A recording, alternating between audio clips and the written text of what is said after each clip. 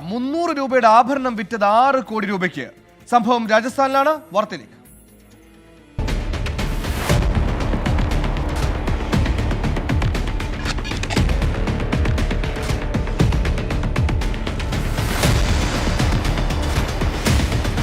ലാഭം കച്ചവടത്തിന്റെ അടിസ്ഥാനമാണ്. ലാഭത്തിനായി കൊടും തട്ടിപ്പ് നടത്തിയ വാർത്തയാണ് രാജസ്ഥാനിൽ നിന്നും വരുന്നത്. ഒന്നാം തരം ഒറിജിനൽ ആഭരണമാണെന്ന് തെറ്റിദ്ധരിപ്പിച്ച് അമേരിക്കൻ യുവതിക്ക് രാജസ്ഥാനിലെ ആഭരണ വ്യാപാരി 300 രൂപയുടെ ആഭരണം വിറ്റത് 6 കോടി രൂപയ്ക്ക്. തട്ടിപ്പിന്റെ തുടക്കം 2022-ലാണ്. 2022-ൽ ഇൻസ്റ്റഗ്രാം പേജ് വഴിയാണ് രാജസ്ഥാനിലെ ആഭരണ വ്യാപാരി ഗൗരവ് സോണിയെ അമേരിക്കൻ സ്വദേശിയായ ചെറിഷ് പരിചയപ്പെടുന്നത്. കൃത്രിമ ആഭരണമാണെന്നറിയാതെ പലപ്പോഴായി 6 കോടി രൂപ നൽകി ആഭരണം ചെറിഷ് സ്വന്തമാക്കി. എല്ലാം ശുഭമെന്ന് കരുതി അമേരിക്കയിൽ നടന്ന ആഭരണ പ്രദർശന മേളയിൽ പ്രദർശിപ്പിച്ചപ്പോഴാണ് അമ്മളി തിരിച്ചറിഞ്ഞത്.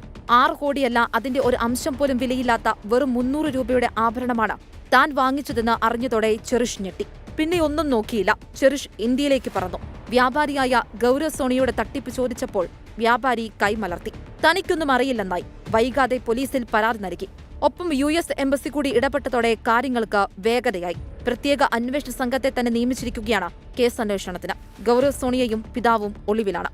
News desk 24.